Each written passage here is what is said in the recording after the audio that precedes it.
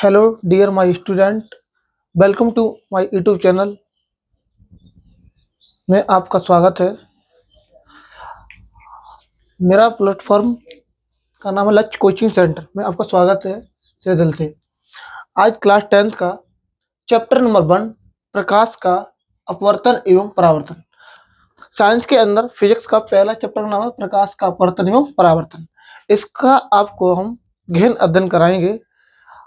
प्रकाश होता क्या है, प्रकाश का अपवर्तन क्या होता है, प्रकाश का परावर्तन क्या होता है, इसके बारे में आपको गहन अध्ययन कराएंगे। तो सबसे पहले देखते हैं प्रकाश। प्रकाश होता क्या है। ठीक, प्रकाश प्रकाश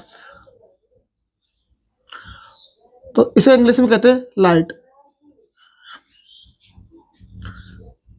इसे कहते हैं लाइट।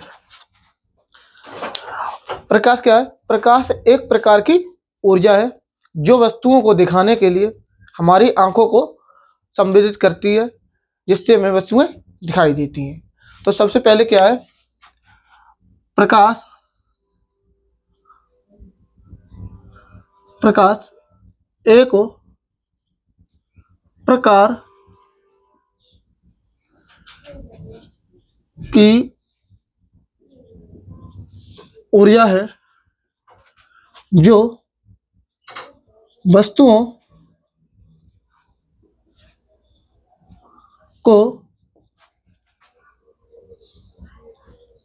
को दिखाने के लिए हमारी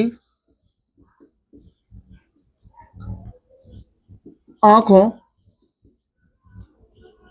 को संवेदित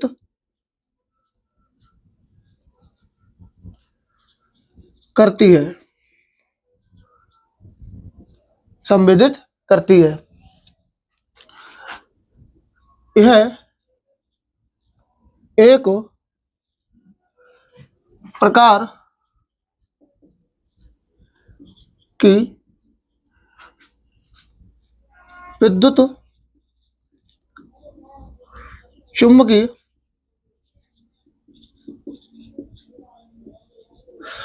चुम्बकीय तरंगें होती हैं जिसकी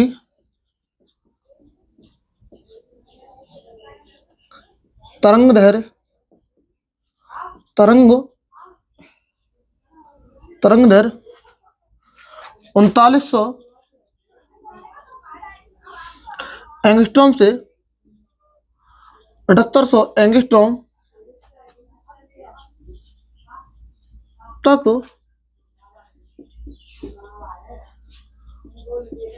होती है।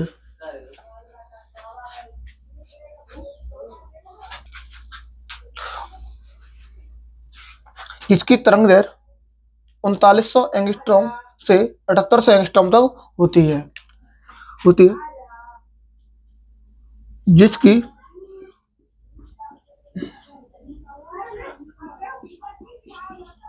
निर्वात में चाल 3 गुणा 10⁸ मीटर प्रति सेकंड होती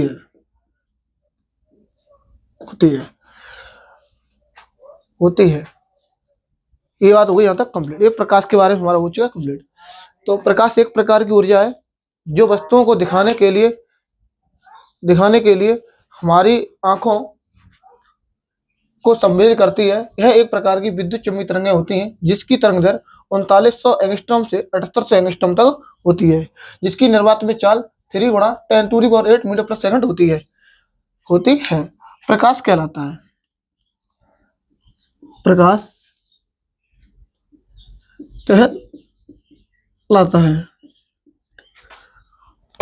कहलाता है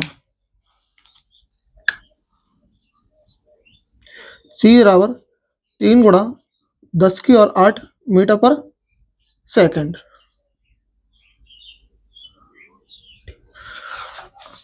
अब प्रकाश के गुण।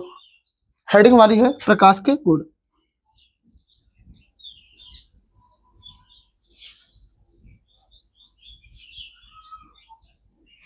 इंग्लिश में बोलते हैं light of property.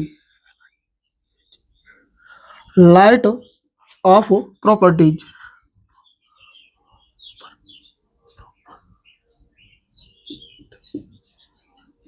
Light of properties, प्रकाश के गुण।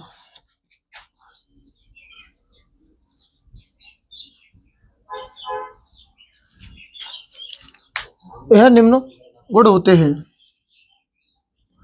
यह निम्न गुण होते हैं। सबसे पहला हमारा पॉइंट है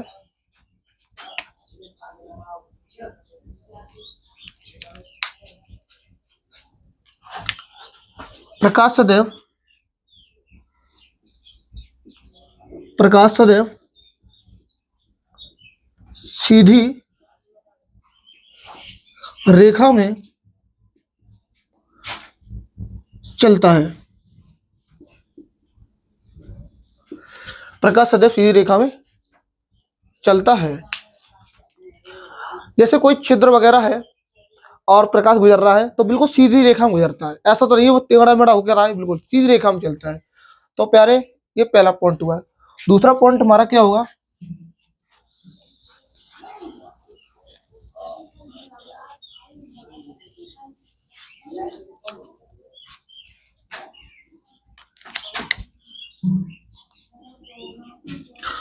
दूसरा पॉइंट हमारा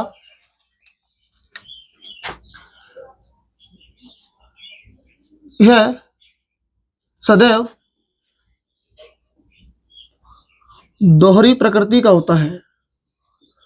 दोहरी प्रकृति का होता है। इसी के अंदर पहला पॉइंट है कण के रूप में। दूसरा पॉइंट है तरंग के रूप में। तीसरा पॉइंट हमारा क्या है इसी के अंदर? जो प्रकाश तरंगें होती हैं वो सदैव अनुप्रस्थ तरंगें होती हैं, क्योंकि ध्वनि तरंगें हमेशा अनुदैर्घ्य होती हैं और प्रकाश सदैव अनुप्रस्थ तरंगें होते हैं।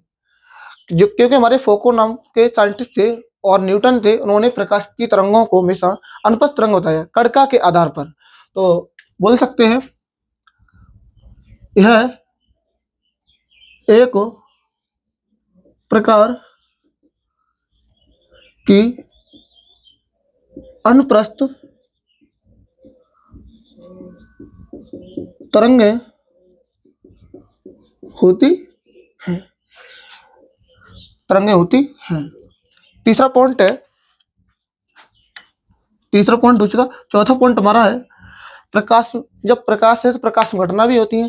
तो प्रकाश में सदैव अपवर्तन, परावर्तन, वितरण, विवर्तन, ध्रुवण आदि जैसी घटनाएं होती हैं। पर आप क्लास 10th में हो तो आप पढ़ोगे अपवर्तन, प्रकाश का अपवर्तन एवं परावर्तन। बोल सकते हैं प्रकाश में सदैव परावर्तन तथा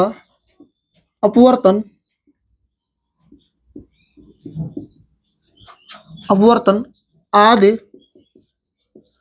जैसी घटनाएं होती हैं। अगला पॉइंट है पांचवा।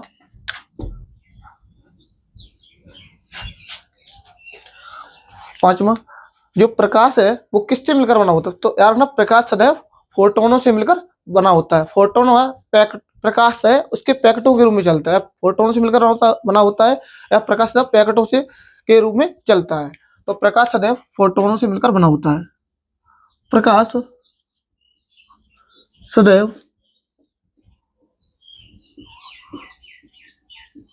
फोटोनों से मिलकर मिलकर बना होता है। प्रकाश सदैव फोटोन से मिलकर बना होता है। ठीक। और प्रकाश जब भी पेपर में आए तो सदैव 5 ही पॉइंट करके आए जो आपको सरल लगे। एक लास्ट पॉइंट हमारा,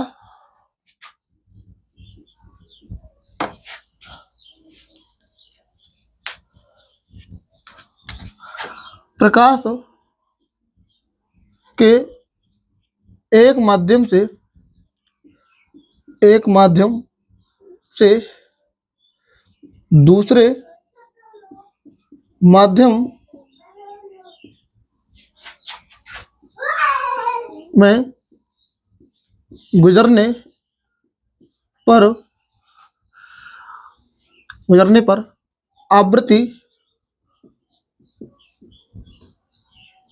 एवं रंग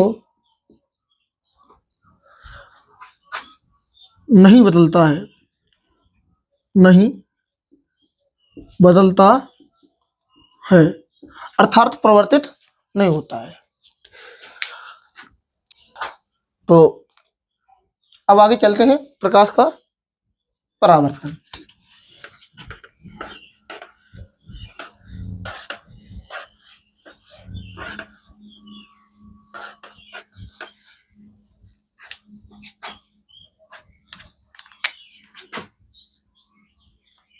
प्रकाश का परावर्तन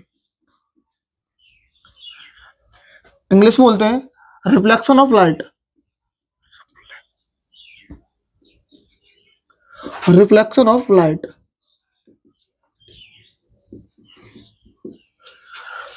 प्रकाश का परावर्तन होता क्या है?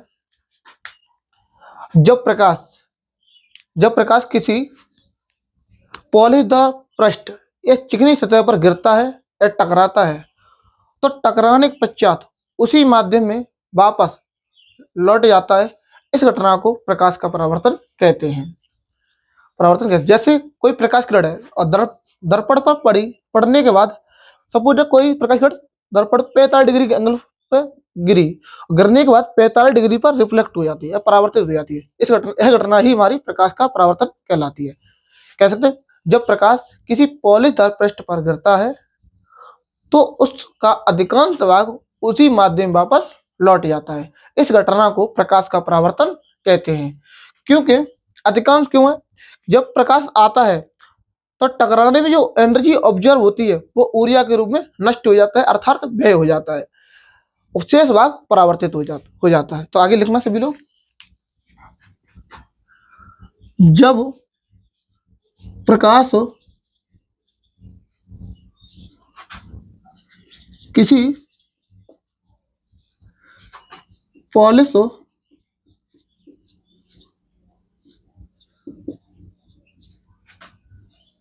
पॉलिशदार पृष्ठ अथवा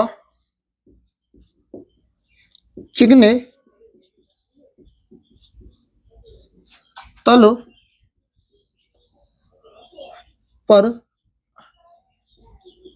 गिरता है, एक पड़ता कह सकते, गिरता है तो उसका अधिकांश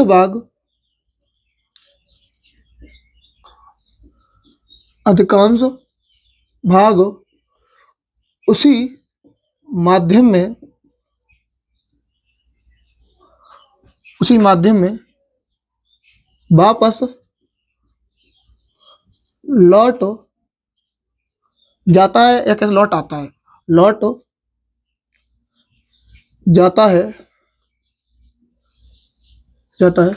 यह घटना ही प्रकाश का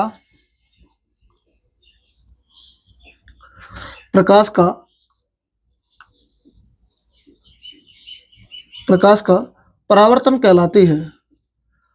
परावर्तन कहलाती है। परावर्तन कहलाती है। अब इसका डायग्राम क्या है?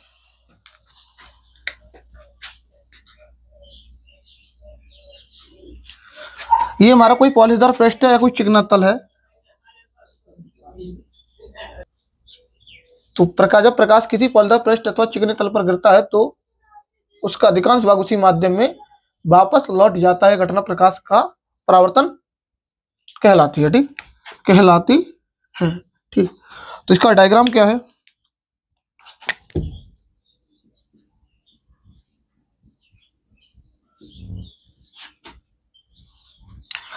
ये हमारा कोई पॉलीदार पृष्ठ है।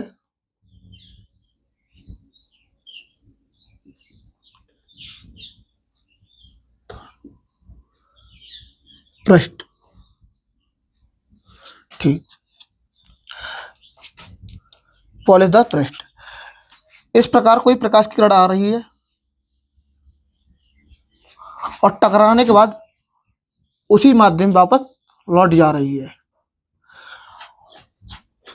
इस प्रकार कोई मान लो हमारा कोई अभिलंब है,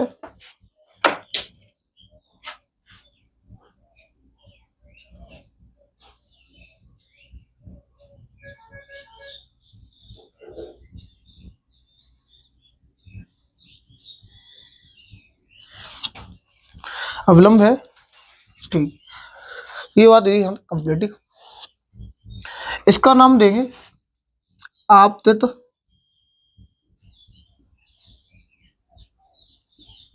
किरण।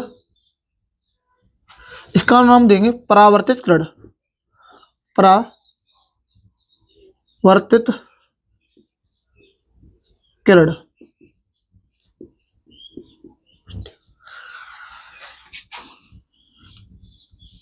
इसके बीच में जो कोण बनेगा आपतन कोण आई, इसके बीच में कोण बनेगा परावर्तन कोण आर।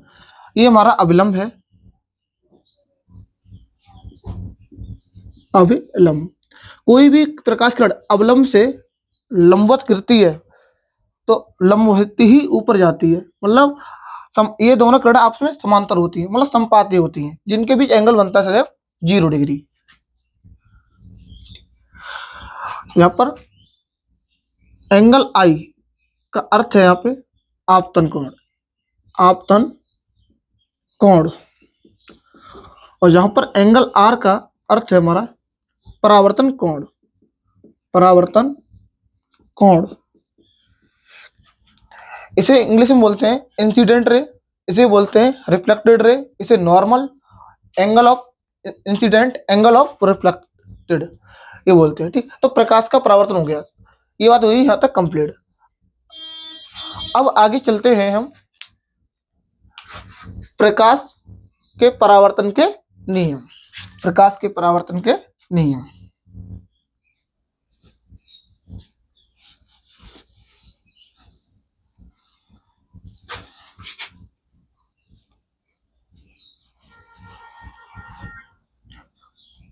प्रकाश के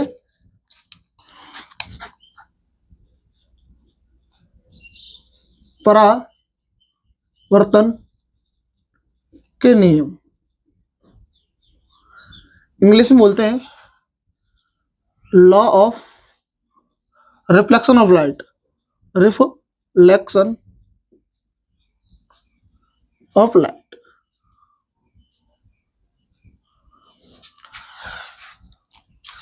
यह निम्न 2 नियम होते हैं। पहला नियम क्या है?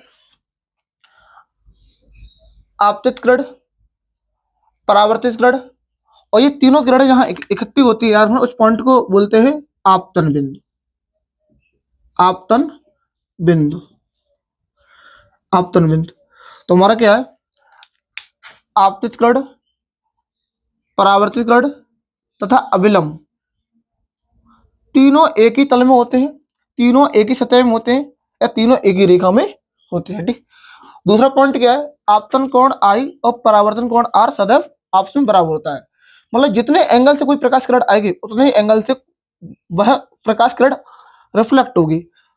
यार ना, आपतित किरण और अवलंब के बीच सदैव आपतन कोण आई बनता है और परावर्तित किरण तथा अवलंब के बीच सदैव परावर्तन कोण आर बनता है। कोई आपसे पूछे आपतन कोण किसे कहते हैं, तो आपतित ऋण तथा अवलंब के बीच बने कोण को आपतन कोण कहते हैं। कोई पूछे आपसे परावर्तित ऋण और अवलंब के बीच बने कोण को क्या कहते हैं, सीधा बोल देना परावर्तित कोण। तो इसके दो नियम होते हैं। यह निम्न दो नियम होते हैं।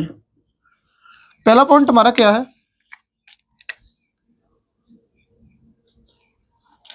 पहला पॉइंट है आपतित ऋण, आपतित ऋण कोमा परावर्तित ऋण तथा आपतन बिंदु पर अवलंब तथा आपतन बिंदु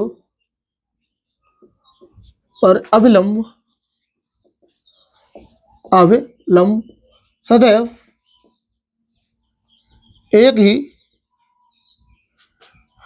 आपतित ऋण तथा परावर्तित ऋण तथा आपतन बिंदु अवलंब की सदैव एक ही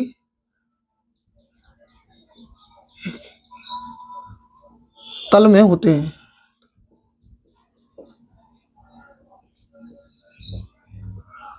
एक ही तल में होते हैं या एक ही रेखा में होते हैं। दूसरा नियम हमारा क्या है,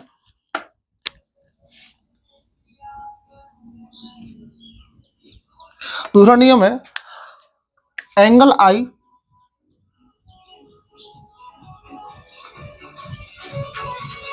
दूसरा नियम क्या है, एंगल आई बराबर एंगल आर, अर्थात अर्थात आपतन कोण आई तथा परावर्तन कोण आर सदैव आपस में बराबर होते हैं।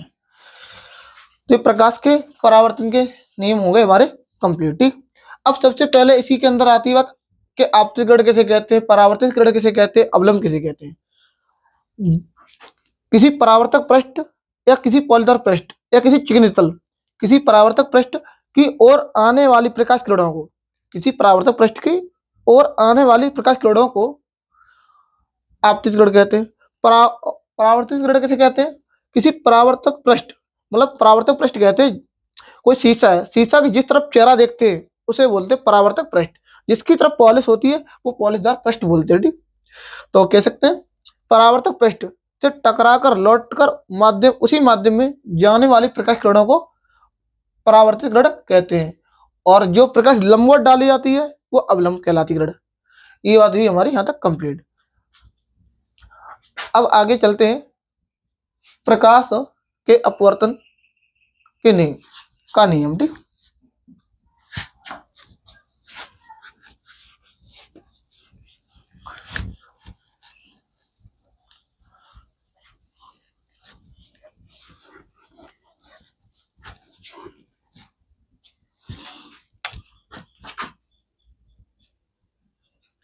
प्रकाश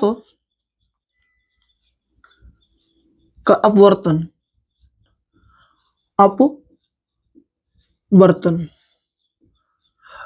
इंग्लिश में बोलते हैं refraction, refraction of light, refraction of light. प्रकाश का अपवर्तन, प्रकाश का अपवर्तन क्या होता है, जब प्रकाश एक माध्यम से दूसरे माध्यम में जाता है या प्रवेश करता है तो वह अपने मार्ग से विचलित हो जाता है। यह विचलित होने की घटना ही प्रकाश का अपवर्तन कहलाती है। सपोज दैट, समझो कोई बच्चा हिंदी मीडियम में है और कोई वो हिंदी मीडियम से इंग्लिश मीडियम में जाना चाहता है, तो हिंदी मीडियम का बच्चा हिंदी तो पढ़ लेता है, जब इंग्लिश में आएगा तो इंग्लिश वाले मार्ग से भटकेगा, विचलित होगा, परेशान होगा। तो तो ऐसे ही है प्रकाश किरण। जब प्रकाश किरण हवा वाले माध्यम से आती है सीधी आती है, जैसे ही जल या कांच के अंदर एंट्री करती है तो विचलित हो जाती है, उसकी मतलब चाल कम हो जाती है, आवृत्ति तो नियत रहती है, तरंगदैर्घ्य बदल जाती है, आयाम बदल जाता है, ऊर्जा बदल जाती है। तो प्रकाश का अपवर्तन क्या है, जरा लिखना सभी लोग। जब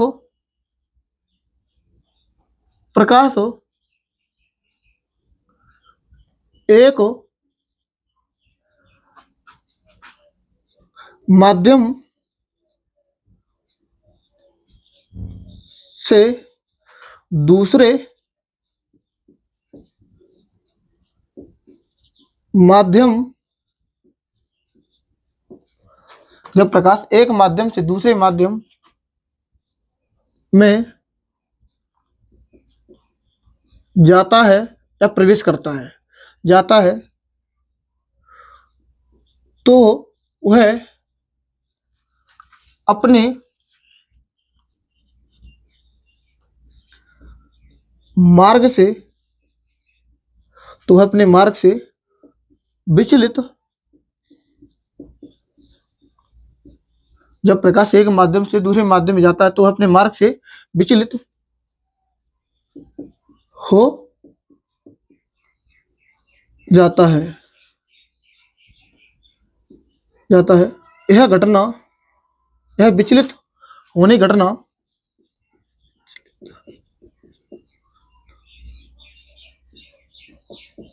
होने की घटना प्रकाश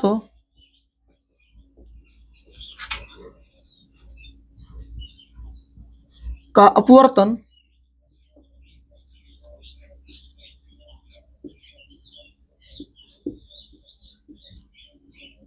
यह विचलित होने की घटना प्रकाश का अपवर्तन कहलाती है।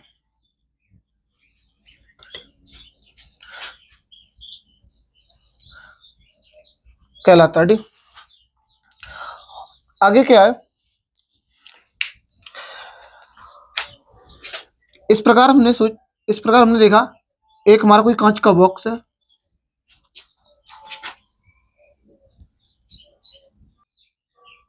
आप लोगों ने ये तो लिख लिया होगा। अब आगे इसका डायग्राम। ठीक,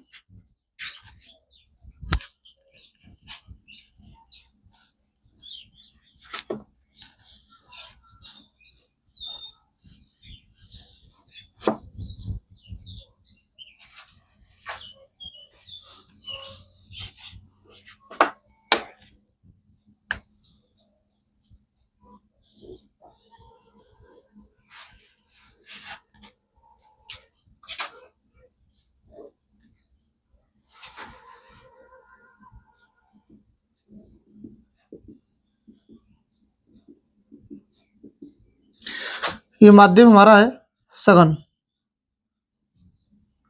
सघन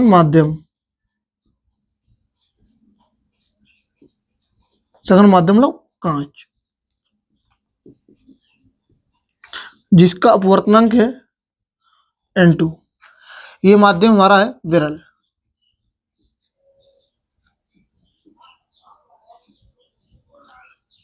जैसे हवा n1। ये हमारा है अविलंब।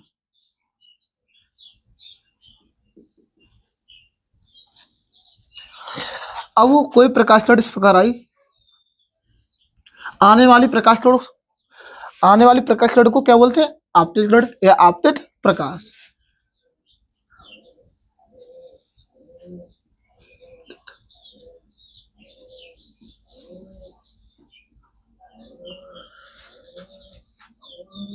अब जानी चाहिए प्रकाश किरण बिल्कुल सीधी, परंतु क्या है, विरल माध्यम से सघन माध्यम में जा रही है, तो जानी चाहिए सीधी, पर वो क्या अवलंब की ओर झुकेगी, क्योंकि इसकी चाल में परिवर्तन होगा, चाल बदल जाएगी। पहले चाल ज्यादा थी, अब चाल कम हो जाएगी, क्योंकि विरल से सघन में जा रही। ये हमारी अपवर्तित किरण है। अपवर्तित किरण आपतित किरण के बीच और अवलंब के बीच कोण बनता है हमारा आपतन कोण आई, और यहाँ पे कोण बनेगा आर। और जो अवलंब वाली किरण आती है वो लंबवत आएगी और लंबवती लौटी आएगी। कार्ड क्या होता है, जब प्रकाश किरण विरल माध्यम से सघन माध्यम में जाती है तो अपवर्तित क्यों होती है, मतलब अवलंब की ओर के पास ही आएगी या दूर हटेगी। कार्ड क्या होता है, क्योंकि जब प्रकाश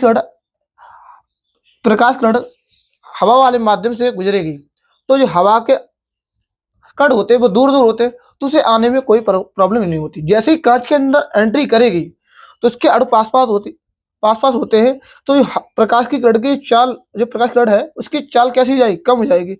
तो कम होने के कारण ये अवलंब की ओर झुक जाती है। जब विरल से सघन में जाएंगे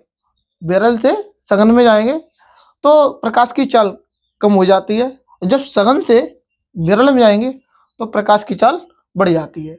तो इसके बारे में आगे बताएंगे, तब तक आप हेडिंग डालना प्रकाश के अपवर्तन के नियम। प्रकाश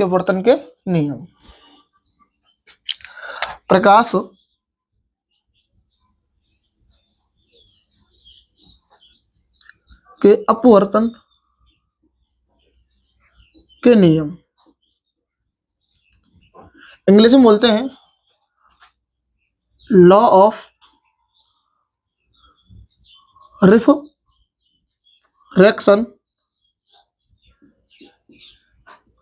ऑफ लाइट।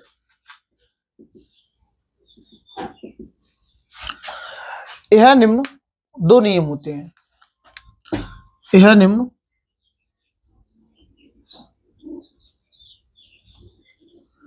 दो नियम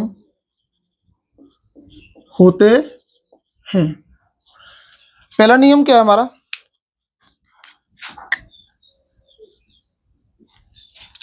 पहला नियम है जैसे परावर्तन में आपने लिखा ठीक उसी प्रकार आपतित किरण, अपवर्तित किरण तथा अविलंब तीनों एक ही तल में होते हैं या तीनों एक ही रेखा में होते हैं। लिखेंगे आपतित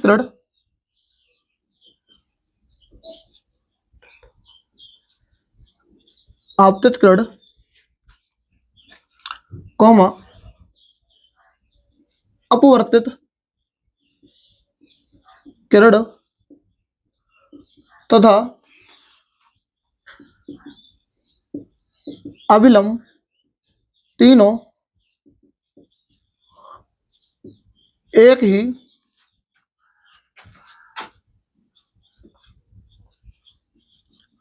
तल में होते हैं। ये हमारा अपवर्तन का पहला नियम है। दूसरा नियम क्या है,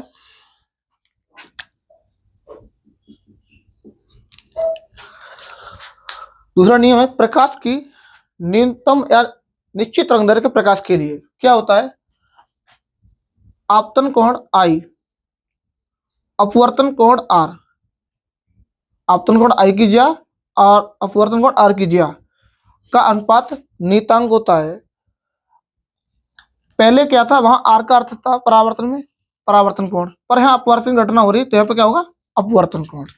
तो लिखेंगे दूसरा नियम है आपतन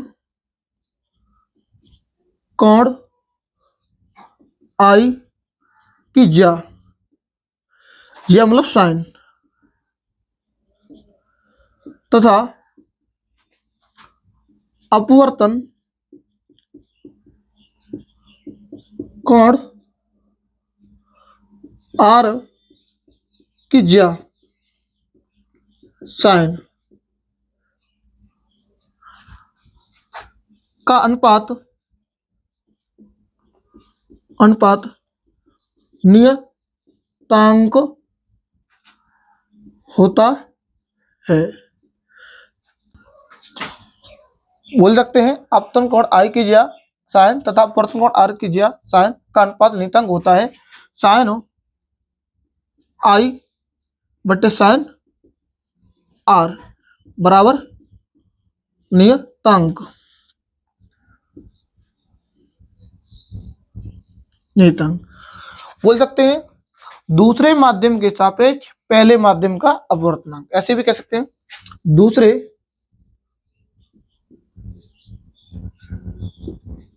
माध्यम के सापेक्ष पहले माध्यम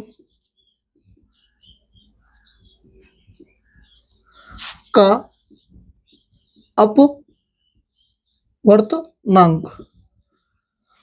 अपवर्तनांक क्या होगा?